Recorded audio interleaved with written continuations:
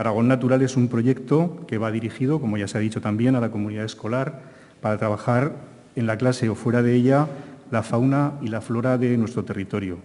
Y además partiendo de una concepción abierta e integradora de la cultura aragonesa, en la que tiene una importancia fundamental el respeto a las formas de expresarse de cada comarca. Pretende ser un instrumento para la enseñanza transversal. Como ya se ha dicho también por el consejero, afecta a materias tales como las ciencias sociales, las ciencias naturales en la educación primaria, atendiendo al currículo aragonés y su integración también en diversas materias de la educación secundaria y el bachillerato,